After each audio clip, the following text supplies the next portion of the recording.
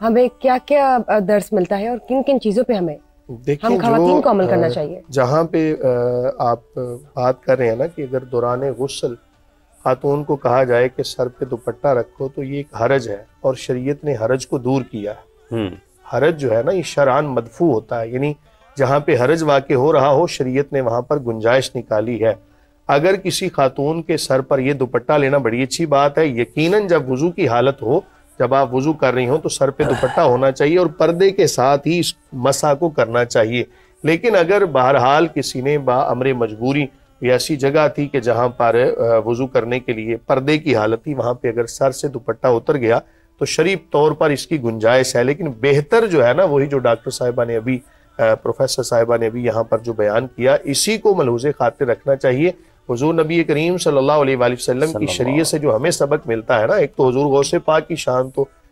بہت بلند ہے، بڑی اعلیٰ شان ہے۔ میں اگر اس کو حدیث سے جناب اس کو آپ کے گوش گزار کروں تو کریم آقا علیہ الصلوۃ والسلام کی سیرت سے ہمیں سبق ملتا ہے۔ حدیث کے الفاظ ہے ابعدا فی المذہب، کہ آپ جو واش روم کے معاملات ہیں ان کو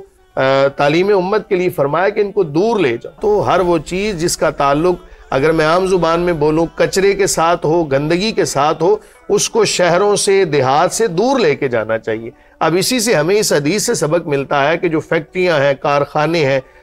پولیوشن کی جو چیزیں ہیں ان کو شہروں سے دیہات سے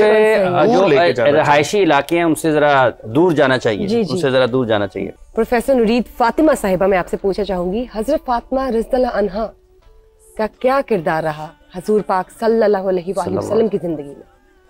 بہت ہی خوبصورت سوال ہے آپ کا، اور میں یہ سمجھتی ہوں کہ ہم خواتین کو ہر وقت اسوہ بطول سلام اللہ علیہ سامنے رکھنا چاہیے، کیونکہ جب ہم کہتے ہیں لقد کان لکم فی رسول اللہ اسوۃ حسنہ، تو اسی کی ایکسٹینشن سیدہ پاک سیدہ فاطمہ الزہرا سلام اللہ علیہ کی سیرت اور کردار ہے، کیونکہ وہ جو معروف حدیث پاک ہے جس کی راویہ ام المومنین سیدہ عائشہ صدیقہ طیبہ طاہرہ رضی اللہ تعالیٰ عنہا ہیں، کہ میں نے جب آتے ہوئے فاطمہ رضی اللہ تعالیٰ عنہا کو دیکھا تو وہ انہوں نے فرمایا کہ میں نے گفتگو میں، نشست و برخاست میں، انداز میں، اتوار میں کسی کو سیدہ فاطمہ الزہرا سلام اللہ علیہ سے زیادہ رسول کریم صلی اللہ علیہ وآلہ وسلم کے مماثل نہیں پایا۔ اس کا مطلب کیا ہے؟ ایک عام خاتون بہن بیٹی کو اس طرح سمجھے کہ وہ عکس مصطفیٰ صلی اللہ علیہ وآلہ وسلم میں ڈھلی ہوئی شخصیت ہے۔ کھانا کیسے ہے وہ اپنے بابا جان کو دیکھتی ہیں، پینا کیسے ہے ادھر دیکھتی ہیں، معاملات، گیو اینڈ ٹیک، سخاوت کی بات، وہ جو سورہ الدہر آپ کی سخاوت کے واقعات کو بیان کرتا ہے، وَيُطْعِمُونَ الطَّعَامَ عَلَىٰ حُبِّهِ مِسْكِينًا وَيَتِيمًا وَأَسِيرًا، وہ کہاں سے آئی؟ وہ اپنے گھر سے، رسول کریم صلی اللہ علیہ وآلہ وسلم سے سیکھ کر۔ اور اب آپ دیکھیے کہ 5 سال ابھی عمر انور ہے، بعض روایات میں کم و بیش لکھی ہے کہ جب وہ اوجڑی والا معروف واقعہ ہمیں ملتا ہے تو مجاہدہ اسلام ہے، آپ صلی اللہ علیہ وآلہ وسلم کے ساتھ ساتھ چلنے والی، بچپن کے کھیل، لہو لعب، گڑیاں، یہ آپ کے کھیل نہیں ہیں، آپ اس وقت بھی ناموس رسالت کی محافظہ ہیں، مجاہدہ ختم نبوت ہیں۔ اونٹ کی اوجڑی کو اتنی ننھی سی بچی کا جا کر حرم پاک میں کہ جہاں بڑے بڑے دشمن اسلام کھڑے ہیں، ابو جہل کھڑا ہے، ابو لہب ہے، عاص بن وائل ہے، عتبہ بن ابی معیط ہے، ان تمام کے درمیان میں اس کو ہٹانا اور پھر ان کو دعائے زرر دینا کہ جو بدر کے مقام پر وہ 8 ایک ہی واصل جہنم ہوئے اور ایک گڑھے میں گرے، یہ سیدات النساء رضی اللہ تعالیٰ عنہ کی دعائے زرر تھی۔ پھر آپ دیکھیے ہجرت آپ نے فرمائی، قربانیاں آپ نے دی، اور آپ کی قربانیوں کا تسلسل تو میں کربلا اور کربلا کے بعد تک دیکھتی ہوں۔ ہر بیٹی اپنی ماں کا عکس ہوتی ہے۔ یہاں پر ہمیں یہ جو مثلث نظر آتی ہے نا کہ آپ صلی اللہ علیہ وآلہ وسلم نے کائنات کی 4 بہترین خواتین کا جہاں تذکرہ فرمایا کہ سیدہ آسیہ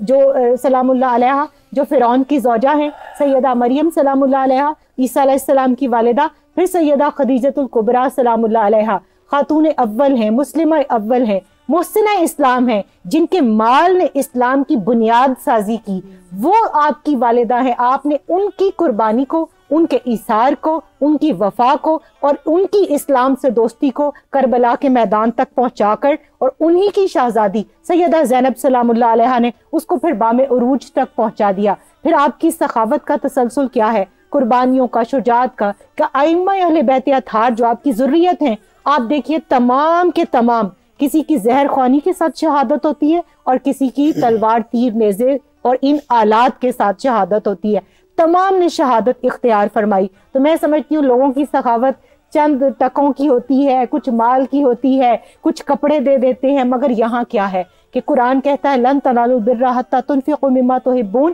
اور سیدہ کائنات سلام اللہ علیہا سیرت مصطفیٰ صلی اللہ علیہ وآلہ وسلم میں ڈھلی ہوئی شخصیت اندر جاتی ہیں, اپنا واحد نیا قمیص لاتی ہیں اور لا کر سائل کو دے دیتی ہیں. وہ شمون یہودی والا معروف واقعہ ہمارے سامنے ہے کہ گھر میں کھانے کو کچھ نہیں ہے, 3 دن سے بچے بھی بھوکے پیاسے ہیں, مگر اپنی چادر وہ سیدنا سلمان فارسی رضی اللہ تعالیٰ عنہ کو دیتی ہیں اور ان کو کہتی ہیں جاؤ یہ شمون یہودی کے پاس لے جاؤ اور اس کو گروی رکھ کے کچھ اناج لے آؤ. جب وہ جاتے ہیں چادر لے کر, انہوں نے بھی تورات میں پڑھ رکھا تھا نشانیاں کہ نبی علیہ السلام کے جو حضور آخر الزمان نبی صلی اللہ علیہ وسلم ہوں گے, ان کے گھر والوں کی سخاوت بھی ایسی ہوگی کہ وہ اپنے تن کا لباس بھی گروی رکھ کر سائل کی مدد کریں گے, اور وہ پھر ایمان بھی لاتے ہیں, اسلام بھی قبول کرتے ہیں. مگر یہاں سیدۃ النساء رضی اللہ تعالیٰ عنہ کی کمٹمنٹ دیکھیے سائل کے ساتھ کہ آپ نے وہ اناج لیا, آپ نے اپنے ہاتھوں سے چکی پیسی, آج کہتی ہیں کھانا تم گرم کر لو. میں ان تمام خواتین کے ساتھ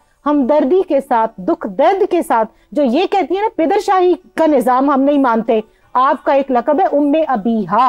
باپ سے ماں کی طرح محبت کرنے والی, تو وہ ٹائٹل ہم نے اپنانا ہے. کاش میرا باپ مجھے یہ ٹائٹل دے, اس سطح تک اپنی خدمت کو لے کر جانا ہے. اور پھر آپ وہ چکی پیستی ہیں, کھانا بناتی ہیں, سیدنا سلمان فارسی رضی اللہ تعالیٰ عنہ کو دیتی ہیں کہ یہ لے جائے اور اس سائل کو کھلائے. وہ فرماتے ہیں کہ سیدہ پاک بچے 3 دن سے بھوکے ہیں, آپ ان کے لیے کچھ رکھ لیں. آپ فرماتی ہیں سلمان ہم جو اللہ کی راہ میں دے دیتے ہیں ہم اس میں سے کچھ واپس نہیں لیتے. اب یہ کمٹمنٹ ہے آپ کی. پھر آپ یہ دیکھیے قرآن کی ہم نے بات کی, آپ فرماتی ہیں کہ اللہ تیرا شکر ہے تو نے قرآن کی ایک آیت کی تفہیم میں بھی فاطمہ کو حیران نہیں کیا. یہ سٹیٹس ہے آپ کا. اور پھر آپ یہ دیکھیے ہم اکثر درود کی بات کرتے ہیں, میں اکثر کہا کرتی ہوں جیسے قاری صاحب نے بات کی, مفتی صاحب نے, کہ درود پاک وہ وظیفہ ہے کہ یہ قرآن پاک کے اعجاز کو بھی بڑھا دیتا ہے. اور جب ہم کہتے ہیں دعا, تو دعا زمین و آسمان کے درمیان معلق رہتی ہے جب تک درود نہ پڑھا جائے. سیدۃ النساء رضی اللہ تعالیٰ عنہ کا معمول تھا کہ آپ ہر جمعہ کو عصر سے مغرب تک بیٹھ کر صرف درود پاک پڑھا کرتی تھیں. پھر جب کبھی مشکل آئی آپ نے قرآن کی آیات کا سہارا لیا. پھر جب سیدہ زینب سلام اللہ علیہا ابھی کم سن بچی ہیں, قرآن کی تلاوت کر رہی ہیں, سر ڈھانپنے کی بات ہوئی, آپ کا دوپٹہ کیا ہوگا, وہ بشرا چھوٹی سی چننی ہوگی جو آج کل بچیاں ہماری گھروں میں لیتی ہیں, وہ سر سے سرکتی ہے, تو آپ فرماتی ہیں کہ اے میری شہزادی اس چادر کو اپنے سر سے نہ اترنے دینا. اور پھر وہ تربیت کہ جو آپ نے اپنے بابا جان سے لی تھی, وہ کربلا کے میدان میں, یزید کے دربار میں, ابن زیاد کے دربار میں ہمیں نظر آتی ہے کہ آپ نے اس چادر کی کس طرح محافظت فرمائی اور وہ چادر پھر کس طرح ہم تک پہنچائی. تو میں سمجھتی ہوں کہ آج کی عورت کو سیدۃ النساء رضی اللہ تعالیٰ عنہ کی سیرت کو, آپ کے کردار کو, آپ کی سادگی کو, آپ کے تقوی کو, آپ کے زہد و ورع کو, اور اب سحری میں ہم بیٹھے ہیں تو آپ کے سجدوں کو خاص طور پر یاد رکھنا چاہیے کہ وہ کیسا سجدہ ہے کہ رات ختم ہو جاتی ہے اور سیدۃ النساء رضی اللہ تعالیٰ عنہ کا سجدہ بھی پورا نہیں ہوتا. ایڈ کرنا چاہوں گا پیاری باتیں آج کی ہمارے ساتھ صلی اللہ علیہ وسلم حضرت سیدہ فاطمہ الزہرا رضی اللہ تعالی. اگر ہم عام معاشرے میں دیکھیں نا جناب, تو اگر کسی کی والدہ اللہ نہ کرے بچپن میں چلی جائے نا, تو وہ ساری کی ساری ذمہ داری جب باپ پہ آتی ہے نا, تو باپ پھر تربیت میں کوئی کسر نہیں اٹھا رکھتا. اگر ماں ہو نا موجود تو پھر باپ کہتا ہے ٹھیک ہے ماں تربیت کر رہی ہے, لیکن جب ماں سر پہ نہ ہو تو باپ پہ ساری ذمہ داری آتی ہے, تو باپ پھر اپنی تمام تر جو طاقتیں ظاہری ہیں نا ان کو اولاد کے اوپر مرکوز کر دیتا ہے. تو نبی کریم صلی اللہ علیہ وآلہ وسلم نے جب حضرت سیدہ فاطمہ الزہرا رضی اللہ تعالیٰ عنہ